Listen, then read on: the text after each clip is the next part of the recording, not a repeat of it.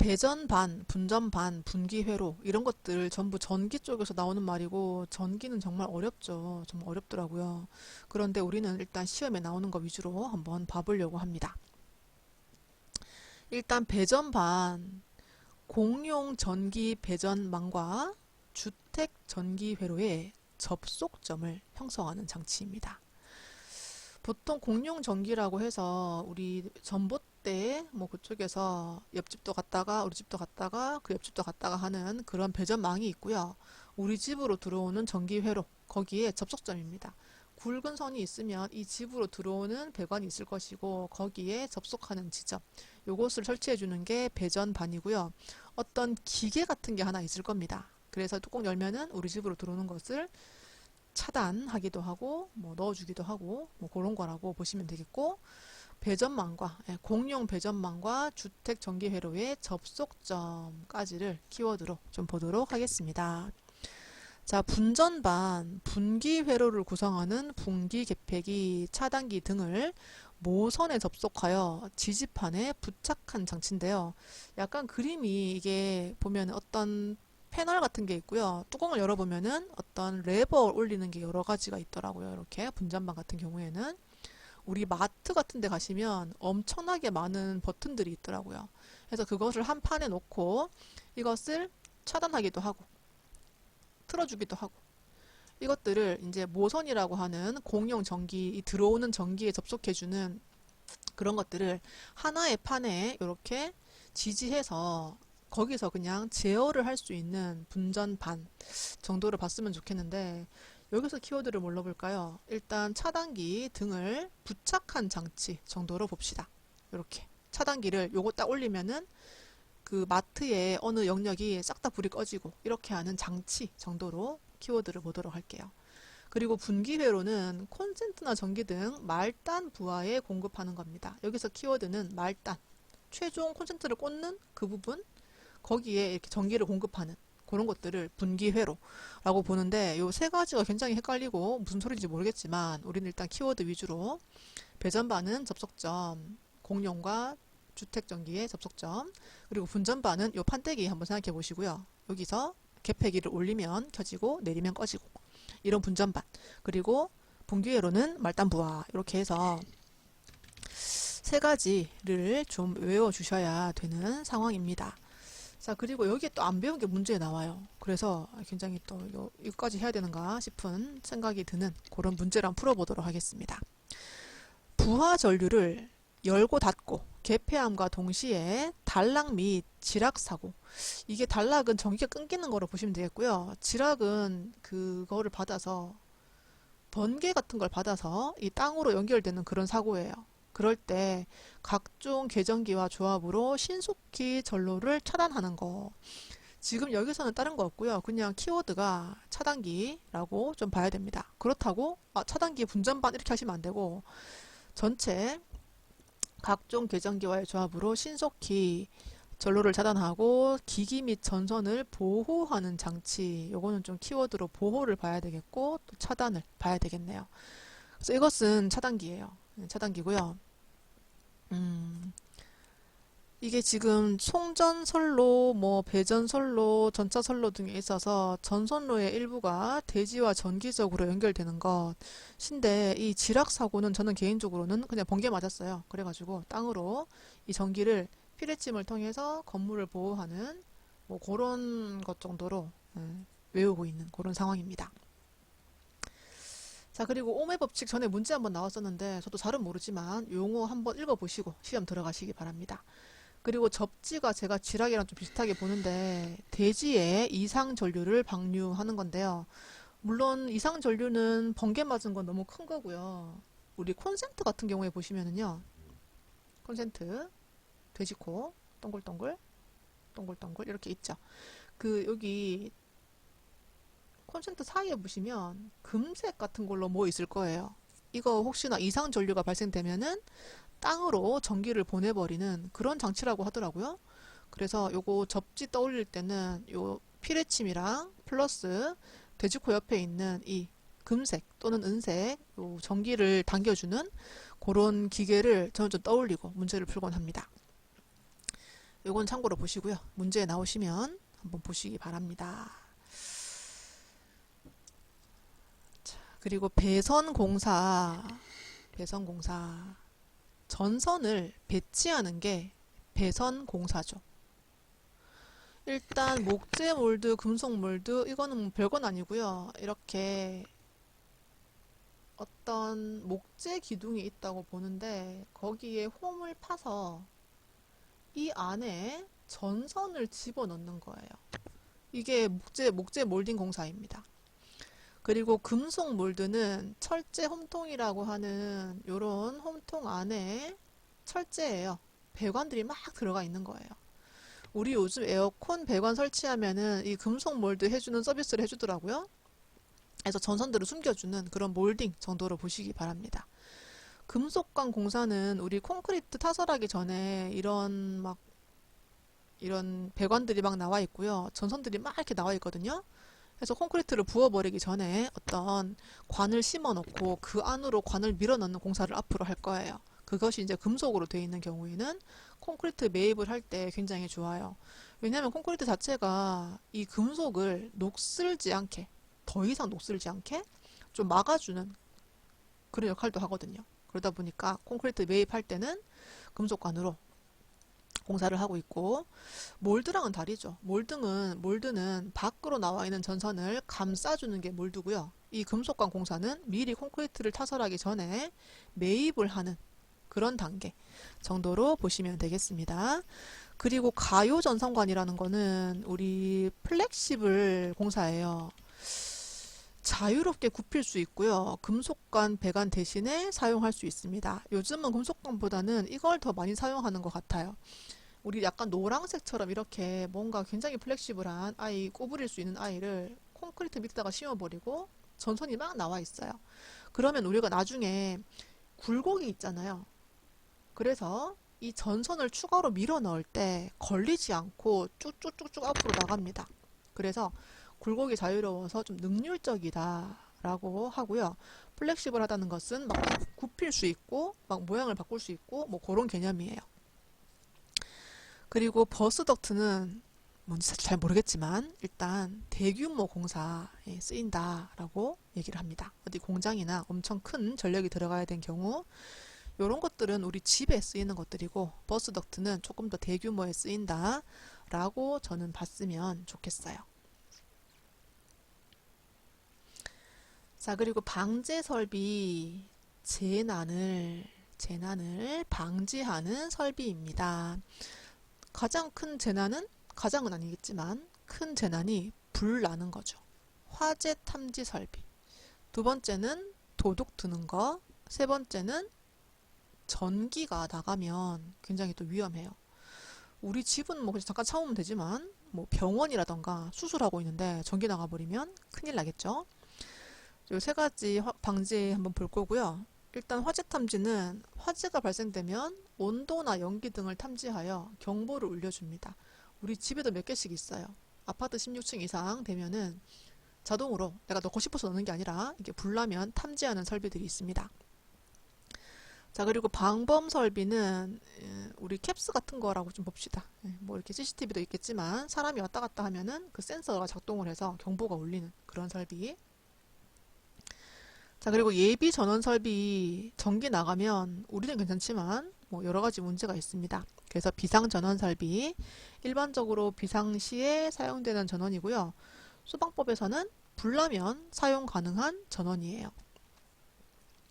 불이 나도 분명히 해야 될 일은 있습니다. 엘리베이터라던가 예를 들어서 엄청 높은 곳에서는 뛰어내려올 수가 없기 때문에 엘리베이터라던가 물론 불 나면 엘리베이터 타면 안 되지만 아니면 불 났을 때 이쪽으로 가세요 하는 그 비상등 있죠. 그런 것들 그리고 불 났다 사이렌 울리는 거 이것도 전기 나가버리면 안 되잖아요. 그래서 비상 전원 설비는 불 나면 발생될 수 있도록 해주셔야 되고요.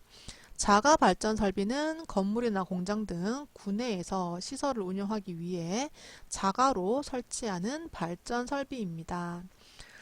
우리 집은 아까 말씀드린 것처럼 정전이 되면은 불 나갔네? 하고 잠깐 기다리고 뭐 119 전화하고 하면 되는데 공장 같은 경우에 이게 딱 서버리면 큰일 난다고 하더라고요. 뭐 큰 손실이 일어나기 때문에 그럴 때 정전되면은 비상용 발전기가 포함이 되어야 됩니다. 그리고 비상사태 발생 후 10초 이내에 가동해서 30분 이상은 공급을 해야 적어도 이런 손실을 최소화할 수 있고요. 특히 병원도 너무 무섭죠. 전기 나가버리면 큰일 나잖아요. 그런 것들. 그리고 축전지는 30분 이상 방전할 수 있도록 가지고 있으면 좋다라고 이야기를 하네요. 자, 필요 설비 벼락 맞은 거예요.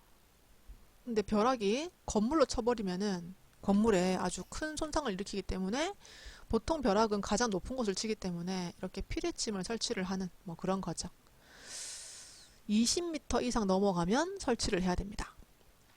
그리고 보호각은 일반 건축물은 60, 조금 낮아도 괜찮은데 위험한 건축물은 더 높게 설치를 해야 되기 때문에 45도 각도로 보시면 좋겠습니다.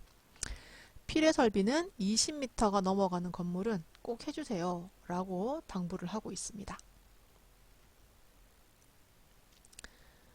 자, 가스 설비 볼게요. 가스 설비. LPG는 프로판 그리고 뷰테인 가스라고도 부릅니다.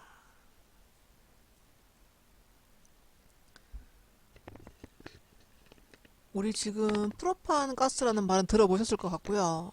뷰테인 가스는 처음 들어보는데 보다는 우리 일반적으로 부탄가스 한 통 사오세요. 부탄가스 그것도 LPG로 보시면 되겠습니다. 이건 뭐 제대로 된 발음인가 봐요. 뷰테인 가스. 석유 정제 과정에서 채취된 가스를 압축 냉각하여 액화, 물처럼 만든 가스. 우리 부탄가스 꽂기 전에 한번 흔들잖아요. 물이 안에 들어있는 것처럼. 그래서 꽂아주는 그런 방식이라고 보시면 되겠습니다. 특징. 공기보다 무거워. 완전 키워드. 그래서 누설 삼치기가 바닥에 붙어 있어야 돼요. 가라앉잖아요, 가스가. 근데 이렇게 위에 붙여버리면 가스는 가라앉는데 탐지는 못하는 그런 문제가 생기기 때문에 공기보다 무겁다 플러스 바닥에 설치해야 된다 해주시고요.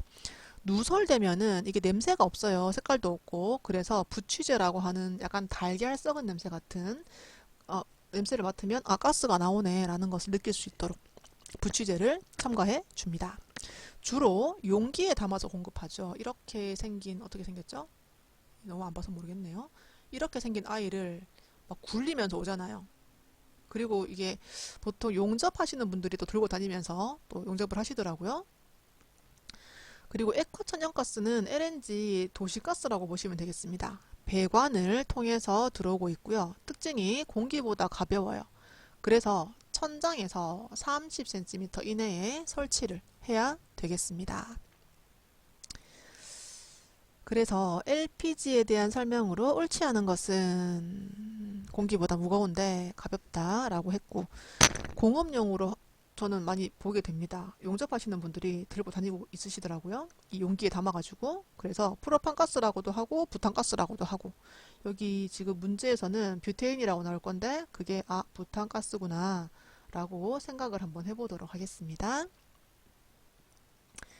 가스 계량기 설치 기준. 가스는 굉장히 좀 위험한 거기 때문에 전기와 관련이 좀 있어요.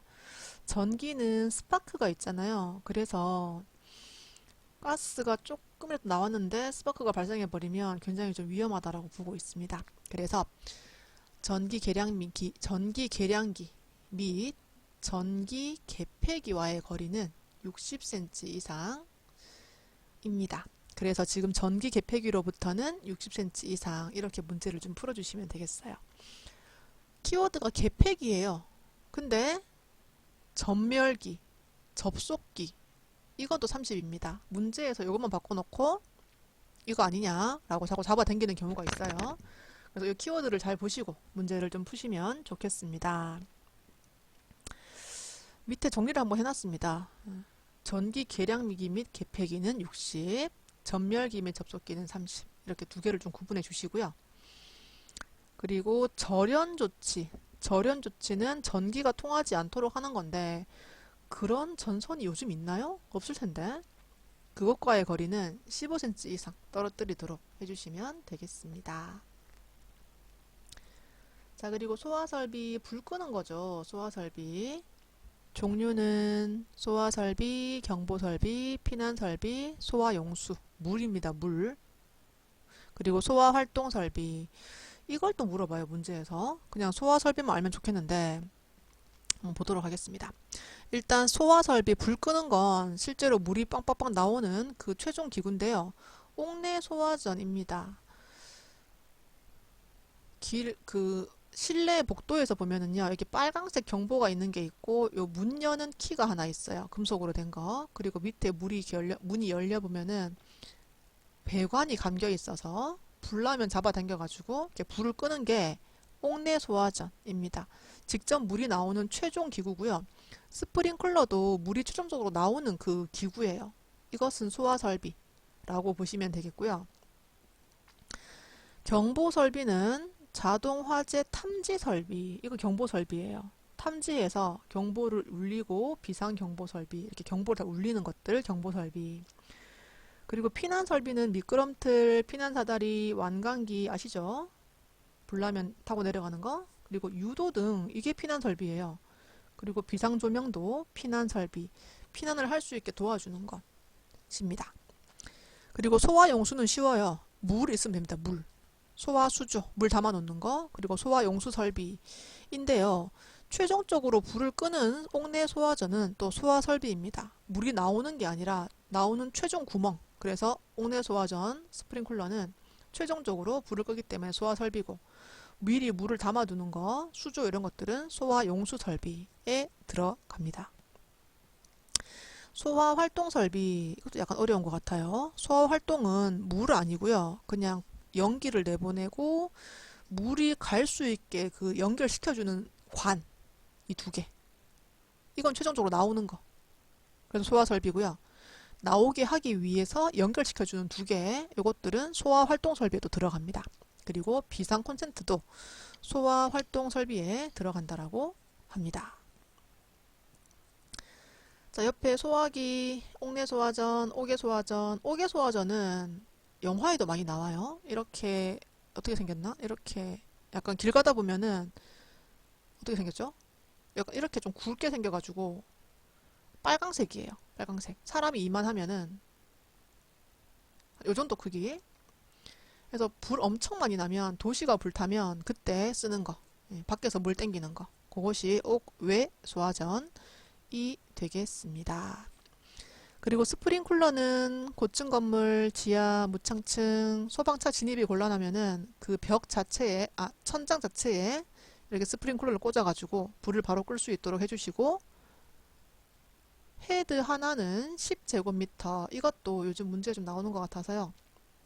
참고로 알아두시기 바랍니다. 자, 그리고 보자. 각층 벽면에 호수나 노즐 소화전 밸브를 내장한 소화전함을 설치하고, 불이 나면은 호수를 끌어내서 발생 지점에 물을 뿌리는 것, 옥내소화전. 제가 그림으로도 한번 그려봤고요. 안에 호수를 이렇게 감아놨어요. 이렇게 호수를 감아놨고, 밖에서 봤을 때는 약간 빨간색인데, 요즘은 이거 법에 안 걸리나 모르겠지만 벽면 색깔로도 칠을 하더라고요. 저는 이거 빨간색으로 해야 된다고 생각을 하는데, 눈에 좀 잘 띄게. 근데 요즘 좀 약간 디자인적으로 색깔을 막 녹색으로 칠하기도 하고 흰색으로 칠하기도 하고 그렇더라고요. 자, 그리고 소방 시설은 소화 설비, 경보 설비, 피난 설비, 소화용수 설비, 소화활동 설비로 구분할 수 있습니다. 다음 중 소화 설비가 아닌 것은? 대표적으로 옥내소화전 스프링클러처럼 물이 최종적으로 나오는 그 구멍, 이것을 소화 설비로 넣습니다. 물 분무 등도 물을 안개처럼 분무를 해서 불을 끄는 거, 이것이 최종적으로 나오는 구멍이기 때문에 이것도 소화 설비로 보는 거고요. 연결살수는 아까 말씀드린 것처럼 연결시킨다고 했어요. 물을 연결시키는 거지 최종 구멍이 아니에요. 그래서 최종 구멍은 소화 설비고요. 거기로 가기 위해서 물을 연결하는 것은 소화 활동 설비라고 보시면 되겠습니다. 자, 그리고 옆에 드렌처 설비, 이게 또 그렇게 문제에 나오네요. 드렌처 설비. 연소 방지 설비고요. 불이 나는 걸 방지하는 거. 건물의 외벽이나 지붕 등의 노출 설치를 합니다.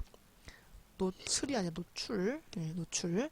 인접 건물의 화재 발생 시 노즐에서 수막을 형성하여, 여기서 키워드는 워터 커튼, 수막을 설치하여 불길이 번져 오는 것을 방지하는 설비입니다. 굉장히 특이하고요. 이렇게 요즘 빌딩들이 많이 붙어 있잖아요. 근데 이 옆에 빌딩에서 대형 화재가 발생을 한 거예요. 그러면 이 옆에 있는 빌딩은 여기서 물을 흘려서, 약간 인공 폭포처럼 물을 흘려서 이 불이 넘어오지 않도록 해주는 거예요. 그것이 드렌처 설비. 굉장히 특이해서 문제에 꽤나 많이 나왔습니다. 보시면 건축물의 외벽이나 창, 지붕 등에 설치하여 인접 건물 하면 답 나왔어요. 수막 하면 답 나왔어요. 드렌처 설비.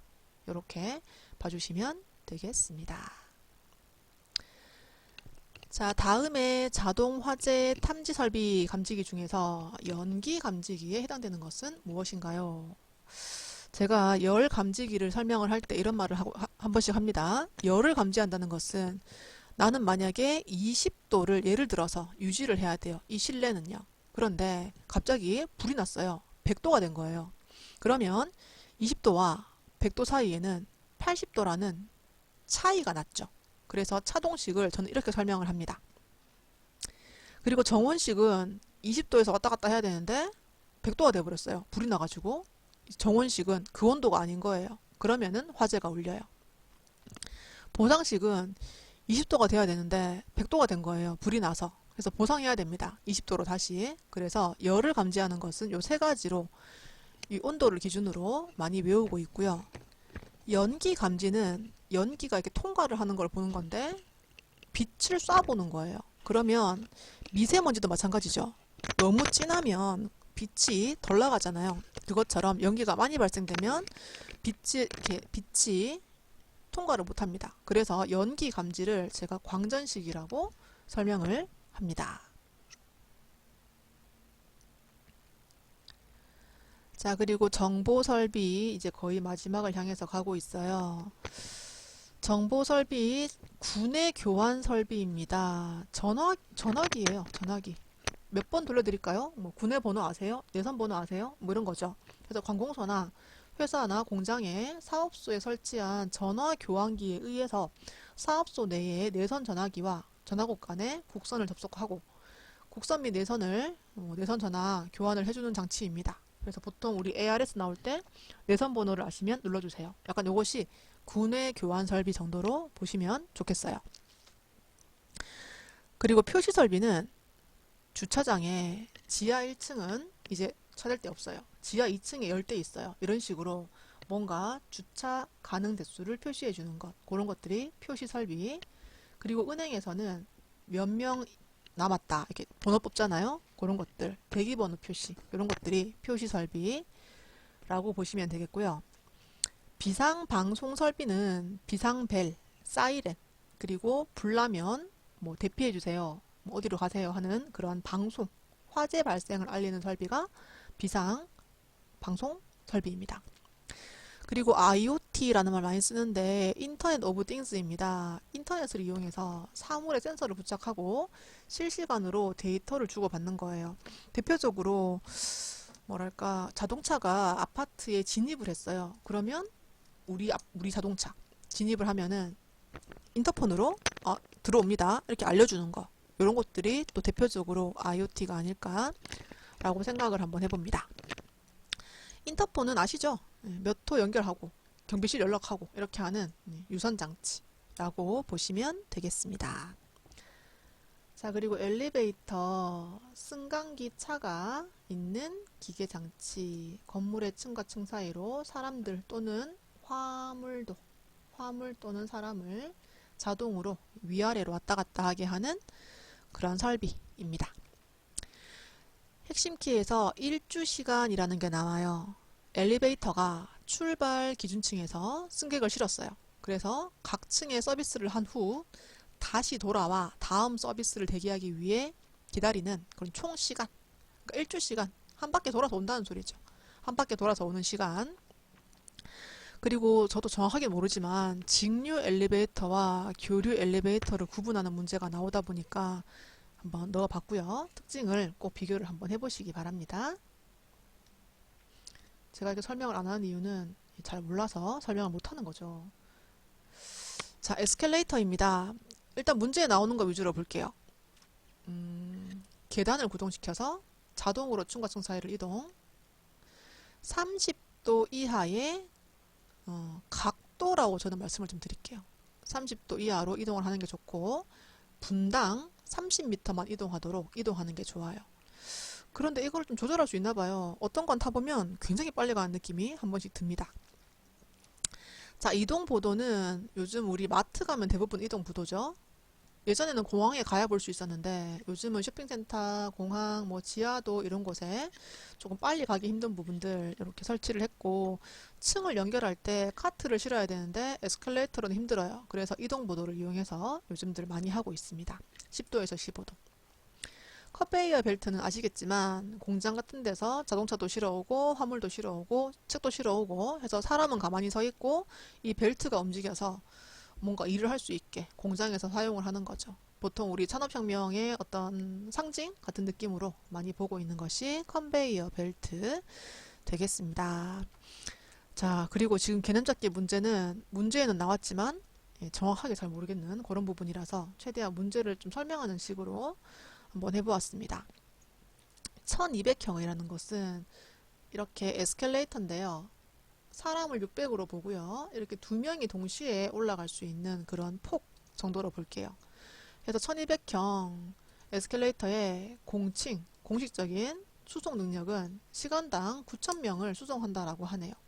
그런데 800이 있어요. 800은 한 명은 딱 서는데 두 명은 애매한. 800은 좀 좁겠죠? 한 명은 정확하게 서는데 두 명은 애매해서 못 서는 거. 그런 것들은 800형인데 그것은 6000명을 수송한다라고 하네요. 이 두 개 정도는 외워두시면 문제에 나왔을 때 좀 풀 수 있지 않을까 싶고요. 교류 엘리베이터 정확하게 잘 모르겠습니다. 근데 어떤 개념인지 모르겠지만 속도를 임의로 선택할 수 없는 것이 특징이라고 하고 그 전 페이지에 있는 내용을 좀 읽어보시는 게 제가 좀 추천을 드리고 싶은 부분이고 제가 되게 엘리베이터의 전문가면은 막 설명을 드리고 싶은데 잘 안 되네요. 그래서 이렇게 이 문제는 좀 그 전 페이지에 있는 문제를 좀 읽어보시고 비교를 해서 풀어보시기 바랍니다. 자, 그리고 컨베이어 벨트 중에서 수평으로 사용되며 이거는 그냥 문제에 답이 있는 거예요. 김으로 굴린대요. 그러면 롤러 컨베이어 정도로 보시면 되겠고 뭐 버킷은 바구니에 담아서 왔다 갔다 하는 것 같고요. 체인은 뭐 체인을 돌려서 왔다 갔다 하는 것 같습니다. 어쨌든 여기서 문제는 문제에 답이 있는 경우가 좀 있어가지고요. 이렇게 기출 문제에다가 한번 실어 보았습니다.